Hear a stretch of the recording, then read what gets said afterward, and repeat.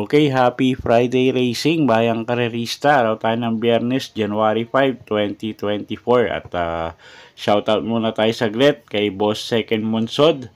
At pati na rin kay Boss Egay, kay Boss Toto, kay Boss Rambo at kay Boss Dudong na laging nanonood sa mga giya natin. Maraming salamat, Boss. Happy racing, good luck. At pati na rin kay Boss Ronald Susim, kay Boss Elena Tampos at kay Boss John Reyes ng Pasay City. Okay, good luck po at again, Happy New Year sa inyo. At yun nga, araw tayo ng Biyernes, January 5, 2023. Usual night racing schedule tayo sa Metro Turf. Alas 5, 8 karera. At yun nga, 5 PM yung start ng race 1 at medyo may kahirapan ng konti yung lineup natin, no? So simulan na natin yung mga giya natin para sa araw ng Biyernes, January 5. Okay, race 1 tayo. 3-year-old and above maiden race. Distansya 1,200 meters. Start ng first pick 5. First choice na rin natin, numero 4, Field the Burn. Isang imported horse. John Paul Guse yung re-renta dyan at medyo siya yung may pinakamagandang tempo dito sa grupo, no? So isa pang imported horse, so sa kanya tayo lalagay dito. Second choice natin yung numero 1 na si Queen Bell, sasaka ni Berjomer Galieta. At siya yung second choice natin, siya yung napipisil natin pwede magbigay ng laban dun sa numero 4, no? Okay, so dito sa race 1, ang first choice nga natin numero 4, Feel the Burn. At second choice natin yung numero 1 na si Queen Bell. Okay, race 2 tayo. Start ng winner take all. Class 5-5, lowest group tayo, 1,400 meters. Meron tayong siyam na kalahok, no? First choice natin dito. Isang magulong karera to, no? First choice natin, numero 3, Smiling Lady. Si Espari Jr. yung re-renta dyan. At wala tayong nakikitang pwedeng magbigay ng pressure sa unahan sa kanya, no? So pag na-rate ng maayos to, tingin ko kayang tumapos ng karera. Second choice natin yung numero 7 na si Victorious Passion. At medyo maganda yung huling pinakita nito. Sasakay niya ni Berjomer Galieta. Third choice natin dito yung numero 5 na si Metal Strength. Sasakay naman ni Dan Camanyero galing sa maiksing bakasyon at tingin ko fresh na fresh to. Okay, so sa race 2, first choice nga natin numero 3, Smiling Lady. Second choice numero 7, Victorious Passion. At third choice numero 5, Metal Strength. Okay, race 3 tayo. Start ng pick 6, class 5, 6 to 10 bracket, 1,400 meters ang distansya natin dito. Okay, first choice natin dito, numero 6, Malibu Bell, sasakyan ni Charles Reyes. At medyo mainam yung mga pinapakita nito lately, no? So siya yung napipisil natin na first choice dito. Second choice yung numero 9 na si Ivan. Sasakyan naman niya ni Apprentice Rider CL Advincula. At medyo pag nauna to, tingin ko matapang sa unahan, no? At yun nga, pag na-rate ng bata, tingin ko malaki panalo. Okay, so sa race 3, first choice numero 6, Malibu Bell. Second choice natin numero 9, Ivan. Okay, next race tayo, race number 4. Class 5-5, start ng second pick 5, 1,400 meters ang distansya natin dito.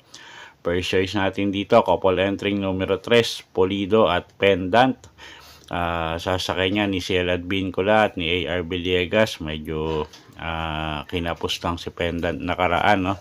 Pero tingin ko nagawa na lang solusyon ng connection to. So same first choice natin dito. Second choice numero 7, double time, sasakyan ni JR Heliada. At pwedeng iuna, pwedeng isunod. At malaki rin panalo niyan.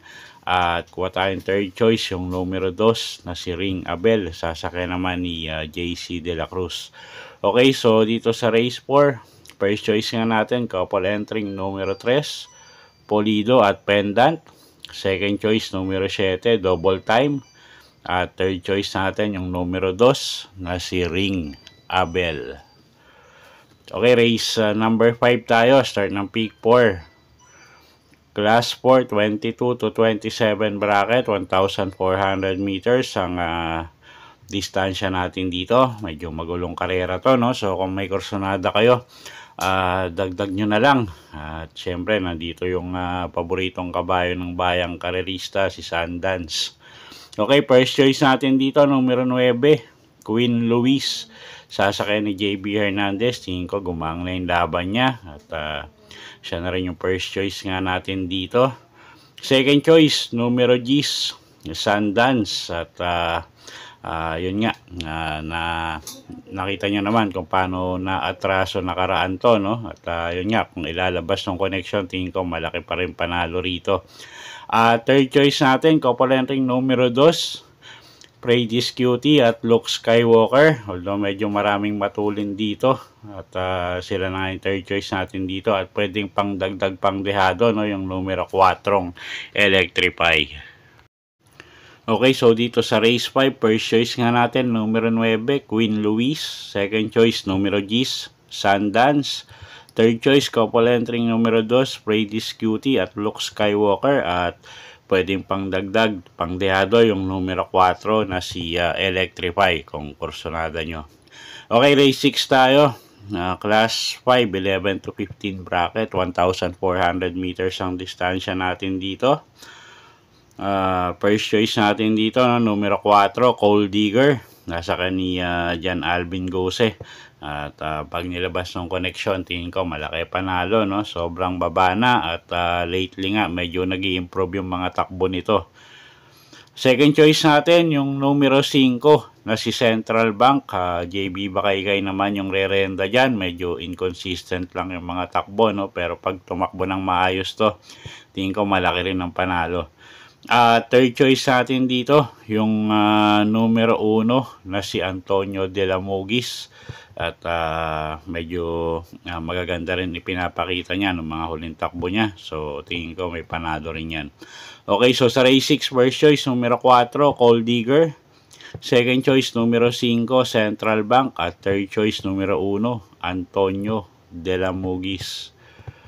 Okay, penultimate race tayo, race 7. Class 5, 6 to 10 bracket. Distansya 1,400 meters. Magulong karera. First choice natin, numero 10, Majestic Star. JD Calagos yung re-renda dyan.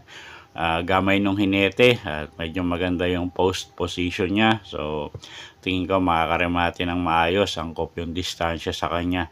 Second choice natin, yung numero 7 na si Gianchi. Although hindi medyo maganda nga yung pinakita niya nakaraan, no? Pero tingin ko mag-i-improve yung takbo niyan ngayon. Charles Reyes yung re-renda dyan. Third choice natin dito, yung numero 6 na rin na si Rain Go Away. Sasakyan naman yan ni Lester F. Desus.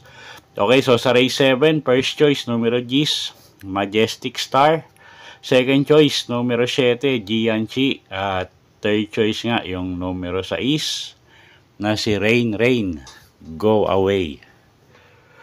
Okay, last and final race for the day, race number 8, class 4, 16 to 21 bracket. Distansya natin dito 1,400 meters. Paratingan, ang daming may panalo rito, no? So kung may kursonada kayo, dagdag nyo na lang. Pili tayo yung first choice natin, numero 3 na rin na si El Mundo. AR Villegas yung re-renda dyan. At medyo gamay ni AR Villegas tong kabayong to. At yun nga, tumatakbo ng mainam kay AR Villegas, isang deremating kabayo. Second choice natin dito, yung numero 8 na rin na si Isla Puting Bato. Ace Aguila naman yung re-renda dyan. At napakababa na rin sa grupo nitong kabayong to. Stakes race yung mga sinasalihan nito dati, no? So at yun nga, isang deremating kabayo at siya na rin yung second choice natin dito. At third choice natin dito yung numero 5 na si Swakto Power Duo. Sasakay naman ni John Paul Guse. Medyo nag-i-improve yung mga takbo niyan lately. Okay, so sa race 8, first choice nga, numero 3, El Mundo. Second choice, numero 8, Isla Puting Bato. At third choice natin, yung numero 5 na si Swakto Power Duo. Okay, so yun po yung mga giya natin para sa araw ng Biyernes, January 5, 2024. Sana po ay makatulong sa mga pagpili nyo ng mga tatayang kabayo. Nulit ko po, kayo pa rin po masusunod kung sa inyo itataya yung pinagpaguran yung pera. Good luck po!